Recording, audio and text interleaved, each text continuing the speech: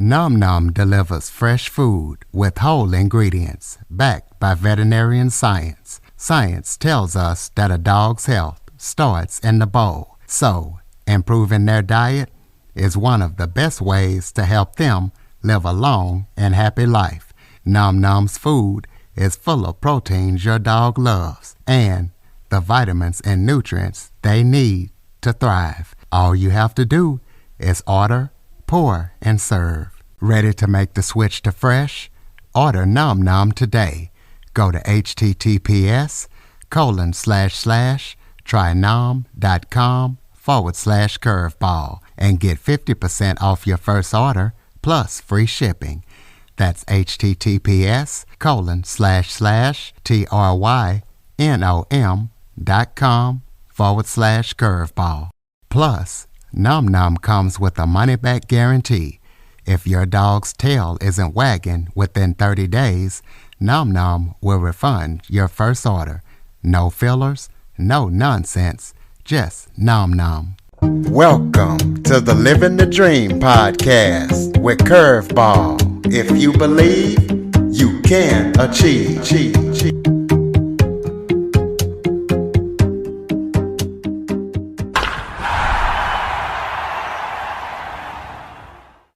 Welcome to the Living the Dream with Curveball podcast, a show where I interview guests that teach, motivate, and inspire. Today, I am joined by actor, producer, storyteller, author, and life coach, Mirella Acebo. Mirella is called the Life Coach Mom. What she does is she helps women in the areas of spiritual growth and personal development. So we're going to be talking to her about her story and everything that she's up to.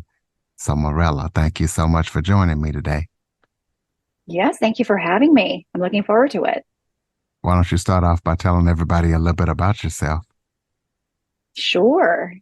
So present day, I am a life coach and I'm a mom, as you shared, and I've adopted this phrase, I'm the life coach mom. Those are the two perspectives that I bring to conversations. And yeah, generally speaking, I work with women and help them navigate life, help them walk through the emotional journey of life, more specifically. This is something that has been my passion for over 10 years. And this is what I dedicate myself to. I'm married. I live in Los Angeles. I have 2 grown kids. And yeah, that's present day me. Now, if we rewind the clock even further, there's a lot more backstory as to how I got to be present day me. Well, that was going to be my next question. So go ahead and rewind it and back it on up. Rewind it. Okay. So born and raised here in Los Angeles. I'm first generation US born. My mom came here to LA from Mexico as an undocumented immigrant. She had heard stories about the United States, about Los Angeles specifically, about this is the place where dreams come true and anything is possible. And just a little backstory on her. She's one of 10 kids, born and raised on a remote ranch in Mexico. And people who would pass by and journey to LA, they would stop at my mom's home, which is a ranch, and they would lodge there. And so this is where my mom would hear these stories about what is possible here in this country. And so in her early 20s, she decided to pioneer here on her own. And she settled here in Los Angeles and started working all sorts of minimum wage jobs or under the table kind of jobs. And she was a nanny and a housekeeper, worked in a bakery, those kinds of jobs. And she ended up meeting somebody, got pregnant, he left, and now she's on her own. She's here, doesn't speak English. She has a 6th grade education because that's what was available to her back there. And now she finds herself alone and pregnant. What is she going to do? And she decides, I'm going to give her life and we're going to do the best that we can. And she was just such an optimist. All her life, she's been this way. She has my mom has since passed away, so I'll speak about her in past tense, but she had this optimistic way of looking at life. Where there is a will, there is a way. And so she figured it out. Not to say that it was easy, because it definitely wasn't. But for a while, she was on government assistance. Well, we both were. We were receiving food stamps and living in people's homes. And she would rent bedrooms from people's homes, and that's what we did. Bounced around until at some point she was able to get her citizenship, and she was able to find full-time job, which was still minimum wage, by the way. And she was finally able to afford a single apartment. So we didn't have a bedroom. It was just one big living room, and it had a bathroom and a little kitchen area. And so that's where I lived for a long time. And she role modeled what was possible for me, even with the very little that we had in terms of material goods. She role modeled to me a strength of character that has stayed with me my entire life. And I'd like to think that has been passed on to me. She was a person who saw life as something that you take on, just fully embrace the highs and the lows. And she taught me, like, everything here is for us to learn from and to grow from. And so what's incredible to me as I think back on my upbringing, as a little girl, I know no different. I know my circumstances, and then I see this pillar of strength, this woman who's so filled with faith and the prayer warrior. And I see how she role modeled all that to me. And I thought that is definitely what made all the difference. That is what I believe set the trajectory of our lives. It wasn't the circumstances. And like, if we had just focused on that, if we were worried all the time about that, I think that would have led us down a very different experience, or led me down a different experience. But instead, she embraced the hard, and she wasn't surprised by it. She said, okay, we're going to figure things out week to week. And we did. And what an excellent example that she has been. I'm still just awestruck. As a mom now, myself, I'm married, I have 2 kids, and it's difficult. All those roles in and of themselves are difficult. And yet I think of her without a partner, without a teammate, without somebody else's support, she was able to manage all of that. So I'm very grateful for the struggle, for the challenges, because I also saw the strength that's available within a person. How faith can help you get through anything, really help you face anything. So that's a little bit of my backstory. The highlight reel, anyways. That's an amazing backstory. So tell us how you're also an actor and a producer. Yes. Tell us how you came to do that, and some stuff that listeners can check out that you've acted and produced. Okay, great. So I never saw myself going in the television industry. Never. I was quiet as a mouse, growing up and in school. And in fact, I wanted to go into investigative work. So I majored in criminal justice, and I was on that track. And then ended up, I worked as a private investigator for a little bit. And then an opportunity opened up at a news station as a news researcher. And so I was hired there, and that's what introduced me into television. I didn't know anything about journalism or television, but here I was working for the investigative team for a news station. And so I started to learn the behind the scenes of all of that. And that one job led to another. And then I got married, had my kids, and I thought to myself, I don't want to go to work. Not because I don't want to work, but because my heart changed, and my heart wanted to be with my children. I wanted to be a stay-at-home mom, which, by the way, I never thought I would be. Never. But that changed. Finding my husband and starting my family changed that. And I thought, nobody else is going to raise these children but me, at least for a while. And so, but I was home. I was home with my kids and I wanted to make a little income and help support our family. And so this really came, I'll say, as a fluke.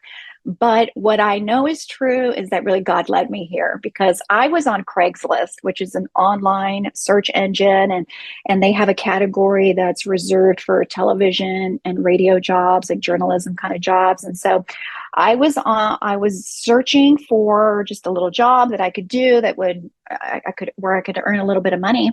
And what I submitted for was to be a product tester. So to test out a product, it's kind of like a Lysol spray, and it's called Oust. So I had agreed to, and I think it was like $75. I was going to just go drive down to the place, pick up the product, use it for a week, go back and give them my feedback. What I didn't know, because they didn't want me to know, or they didn't want anybody to know, was that they were actually casting for a SAG national commercial. And so when I gave my opinion, it was a truthful opinion because I wasn't trying to win anybody over. I just thought, yeah, my son's in diapers and this really helps. And so just like that, I was cast along with my kids as principal actors in a SAG national commercial, which just doesn't happen every day. It's just, this is not the story that I hear amongst actors. And so that really got my attention. I thought, oh, wow, this really came out of nowhere. It wasn't something I was pursuing or had been trained in or was even on my radar. And so once again, I go back on Craigslist and I thought, oh, okay, well, maybe this will happen again. And it did. So this time I did submit my family to audition for a Scott's Lawn commercial. So this product was advertised as that we're looking to cast this commercial and we want real intact families. So the four of us went down there. We got cast in this commercial, except this time my husband was the principal actor and he is all corporate. He is not an actor, not a producer, nothing related to the TV industry. And yet they chose us. And so we shot this big commercial and we're getting all these residuals. I don't have an agent. I don't even know, like, should I be paying somebody? Because all these checks are coming in because now it's times four. The first commercial was three of us were getting paid, and then now four of us are getting paid with this other commercial. So one thing led to another, and at this point I said, there is something here. Okay, TV world, you have my attention. I got to figure this out. I didn't know a single actor. I didn't have anybody to ask, so I just started Googling things. How do you get an actor, and where do you get headshots, and do I need to train, and all those things. And so I sent out a bunch of letters trying to find an agent to represent me. And I only got a response from one. And I went down there and he gave me a script and he wanted to audition me. And he said, I'll come back in about 15 minutes after you've had a chance to read the script. And then you can do your audition. And I'm looking at it and I've had no training whatsoever. And I'm reading this thinking, I don't even need 15 minutes because my performance is not going to look any different in 15 minutes than it will right now. All I know to do is read it and then just follow the instructions where it says she's angry, maybe be a little angry, or I just sort of did that. And it was the worst audition ever. I auditioned in front of this agent and he looks at me and he said, "You are as green as they come." Which I didn't really even know what that meant at the moment, but I knew it wasn't a compliment. But I caught on really quickly. And he said, "Are you sure you were a principal actor in two commercials and you weren't an extra?" And I thought, oh, I mean, this is how little I knew. I'm like, well, I don't think I was an extra because I had lines and paychecks reflect otherwise. And so I showed him my pay stubs and all of that. And it was just funny looking at his face and trying to compute because what the performance he just saw did not make sense that I would have been cast in these big projects. Anyways, he took a chance on me. He took me under his wing. He said, all right, I'm going to give you a chance. And, just do what I tell you to do. This is where I want you to train. This is where I want you to get your photos. And I'm going to walk you through the process. And that's how I got into acting. That was it. And I've been acting for 16 years now. mainly in commercials. So I'm bilingual, so I audition for both markets, and that's what I've been doing. That is great. So tell us about why you started to help moms specifically and talk about some of the common challenges that moms tend to face. hmm hmm Why I chose to help moms specifically is because I needed help myself. Now, my kids are now grown, they're adults. I've had a lot of time just to reflect on, oh, what would I have done differently? How would I have done things differently? And, feeling maybe some guilt about some things and some, it's easy to do that when you reflect back, like knowing what I know now, how would I have done things differently? And so I decided to write this book to myself, to where I was 20 plus years ago. And I wanted to write almost to me, the help that I needed that wasn't fully available. It was in some ways. Now, I focus specifically on emotions, emotions. So, and the reason I do that is because that's where I tend to see conversations naturally go. When you talk to somebody and you see somebody and, hey, how are you? There's that immediate reaction or that immediate response of, oh, I'm good, I'm fine. Okay. Once you get past that and you really start exploring, how are you really doing? Like, what's going on? And I started really paying attention to what people were saying in return. And people typically describe some kind of feeling, something that they're feeling. I'm just so tired. I'm exhausted, or, I'm just overwhelmed. This is what's going on. And this is what I'm worried about. And so I started really picking up on that and asking more questions as I talked to people about that. And I found that, oh, right, like we're all feeling something at any given moment of the day. We're sort of feeling our way through life sometimes. Sometimes we're recognizing those emotions, we're acknowledging those emotions. And sometimes we're not. We're just sort of living our life, feeling angry about something, but we're not processing it. Yet it's in us, right? It's affecting us and it's dominating us sometimes.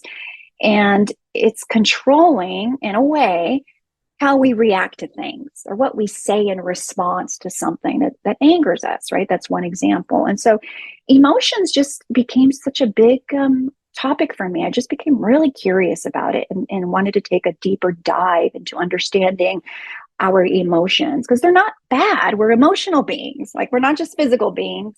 We're intellectual beings. We're also emotional beings. And so we're going to feel things, and feeling things are good. They help us process life. And if I rewind the clock and think of when my kids were really, really young, my mom passed away when my kids were 9 months and 2 years old. And she had health problems all her life, all her life. And those last 3 or 4 years of her life, when I became a young mom, those were extremely difficult because she was fighting all sorts of things, Parkinson's and cancer and diabetes, and there were other things going on there. And that was quite a health journey. And so for me to witness that and to walk alongside her as a caretaker and to be her caretaker for some time, that was very overwhelming to me, very emotionally overwhelming to me. And I felt so many things. I felt deeply about so many things. I felt guilty that I wasn't doing enough. And I felt really just unsure about things. I felt isolated. I felt like just so much. I was going through so much, and being in this in between of trying to take care of my young kids and my family, caring for my mom. And so that I was very raw at that time. And then she passed away. And now I was grieving the loss of my mom, raising my young kids, and yet again flooded every day with emotions because, man, I love my kids, but it's hard to raise kids. It's hard. And our kids bring out the best in us, but they also bring out the worst in us. And I just felt myself feeling really angry and feeling this mom rage and feeling guilty about the mom rage. And I felt really impatient at times. And so I just started to recognize things in me that I just knew I needed help with. And didn't know how to get the help. I didn't know. So being a new mom with no mom and then having all these emotions and needing help and support, I decided to join all the mom groups that I could join at my church. And they had Bible studies and they had support groups and they had a MOPS program. And I just went to everything and benefited from all of it. Being in community with people who could relate to what I was going through, validated what I was feeling. And I just felt normal. I felt seen. I felt heard. I was embraced there. I wasn't judged. And I felt so hopeful because I was surrounded by so many people and was surrounded by moms who were further along in their journey as a mom, and they were aspirational to me.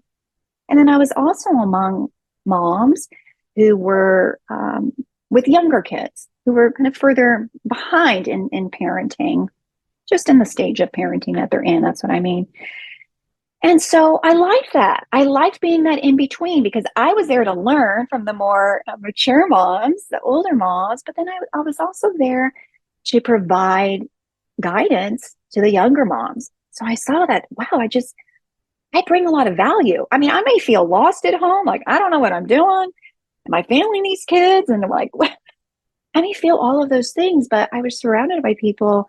I thought, no, we all have something to contribute, and we all have something that can be of use to somebody. We have a word of encouragement. We could be helpful to somebody, just being there and listening to somebody. So that really got my attention and helped me so much as a young mom. And then now fast forward, and here we are 20 plus years later. I wanted to write a book about that. I wanted to write a book about 10 emotions. I was going to keep it simple, because I'm sure there's hundreds of emotions. I haven't researched it, but there's more than 10. I thought, no, you know what? I'm going to focus on 10 emotions and 10 mom emotions. So this book is 10 chapters, 10 mom emotions, and then 10 Bible moms that we can learn from. So part of this journey, as I was exploring this idea even further, is that we know very little about the moms in the Bible, because the Bible isn't about the moms. It's not about exploring their emotions. That's not the story. That's not the big story. But there are a lot of these stories that I was kind of familiar with. But I wanted to, the question I had was, okay, so who is there, who's going to help us with emotions, right? Because there's a lot of scripture that speaks to our emotions, like worry and fear, and like, what do we do when we feel those things? And there's verses throughout. But if there were only moms that were role models for us, where are these moms? And then I started revisiting those stories, beginning in Genesis, because most of the moms I talk about are in the first book of the Bible. So I started with Eve. She's the first mom, first woman created, first mom, first family. And we know what happens in the garden, right? There's a big failure on her part in the garden. And now she's with Adam, and they have kids. And I just got really curious about, wait a minute, was she sorry? Did she live with guilt? Did she blame herself? Did she have remorse? Did she replay that decision in her mind over and over and over again? The decision that led to the fall of mankind and the situation, the circumstances that she's in now. She's outside of the garden, living in the world. She has 2 kids, right? One kills the other. Like, wait a minute here. Because this is a story we sort of gloss over. I mean, there's other lessons in there, obviously, that there's just so much in there. But as a mom, because I'm looking at her story now from the lens of a mother, did she blame herself for what her son did, for what Cain did to Abel? Because she essentially lost 2 sons that day. So I just started, again, getting curious about what emotion was driving her? Huh? Could it have been mom guilt or just guilt in general? So I explore that. And I just kind of I explore that more in the book. That's one chapter, and I can go on and on, but there's 9 more moms, and so I explore their story. So even if you're new to the Bible, you've never read the Bible, maybe you're not even familiar with some of these Bible stories, I write this book in a very easy to read, very conversational way, just presenting you the story. It's a Cliff Notes version of the Bible story, whether or not you even believe in scripture, because you may not, and that's okay. I still invite you to read this book because there's still a story there that we can learn from. And it'll help us understand, I think, the role that emotions play in our lives. So that's one mom, for example. When I talk about Mrs. Noah, Noah's wife, that isn't even named in scripture. And I talk about overwhelm with her. Was she overwhelmed? Right? God gives them the biggest assignment of their life. You're going to build this ark because I'm going to wipe out the world. And this ark is going to take 100 years to build. And there's going to be a rain that's coming. Like, you don't even know what rain is, but it's going to come. It's going to wipe out the planet. And so I'm thinking, was she overwhelmed by this? I mean, first of all, she had to believe her husband. Like, really? Noah, this is what God told you to do? And to me, what an overwhelming mission that God chose this couple to build the ark and save humanity, or at least whoever was willing to get into the ark, which we know was only their family. And then I talk about life on the ark. They were on the ark more than 40 days. I mean, it rained 40 days and 40 nights, but they were on the ark for about a year. And I thought about how overwhelming is that to be trapped in an ark with a bunch of family members and animals. You are in quarantine. And so I thought, wow, every day must have been overwhelming. There's a lot to take care of. There's a lot to do. And so again, I'm relating it to mom life. Like, whether your home is on land or on an ark, our daily chores are overwhelming. The tasks that we're responsible for, taking care of family, that's overwhelming sometimes. So I go deeper into that. So I'll stop there because I can go on and on, but that's just to give you a little sneak preview of what I talk about in the book. Ways to manage our many emotions. So some of the other things I address are worry, our tendency to control. I feel like this is a big one for moms, is we tend to run interference for our kids, and we want to tell them what to do and how to do it because we want the outcome that we see fit. And so that's a big one. Impatience is a big one. Loneliness. We experience loneliness as moms, as wives. And I share all these things, not so we're embarrassed about it. There's no shame in saying I feel all these things in different seasons of my parenting, or literally maybe in the course of one day, I could feel all of these. What are we going to do with those emotions? So that's what I explore. You sure answered a lot of questions. You got this down to a science. That's perfect. I couldn't have Curtis, done it you got any to cut better. me off. No, you're good. I mean, if somebody's doing it like that, I'm not going to interrupt them.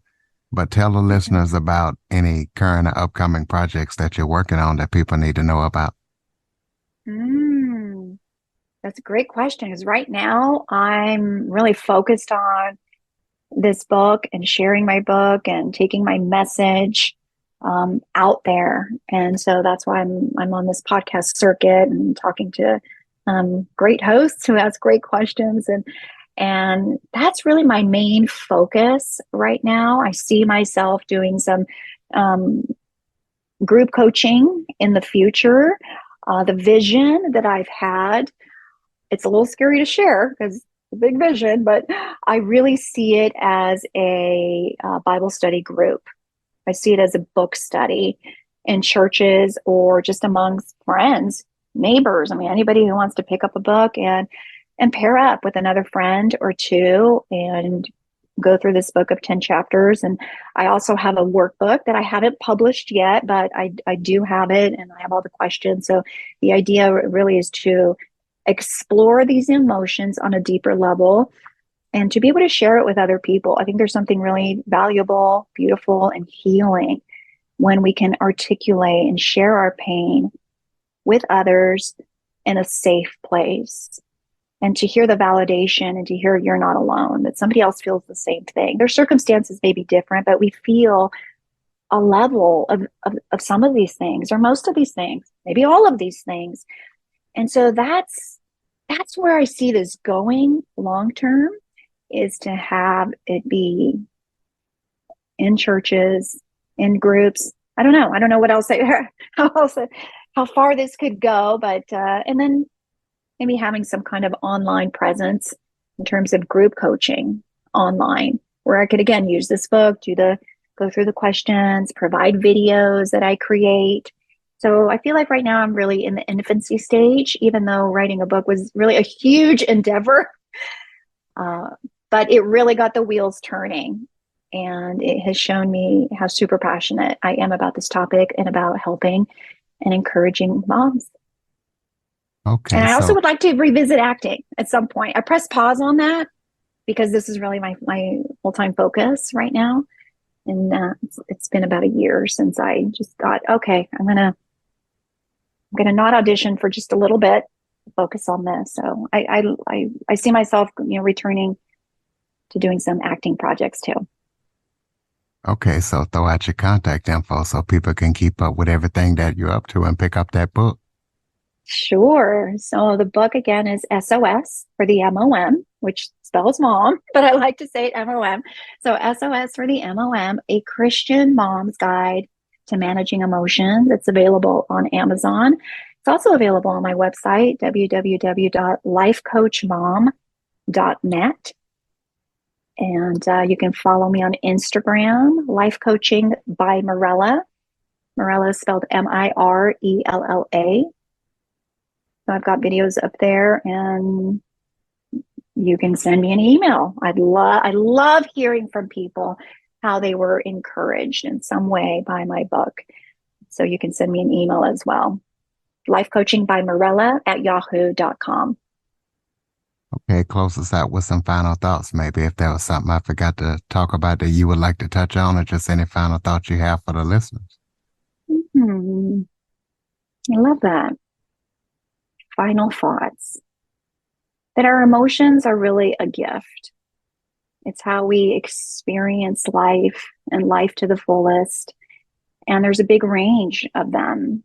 There's the positive, high emotions, low, negative emotions.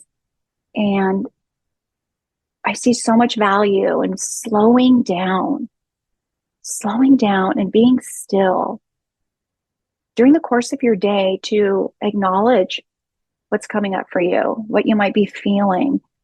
If someone, cuts you off or something, whatever, someone says something and it's offensive to you or it triggers an emotion, to really just spend a moment acknowledging it, processing it.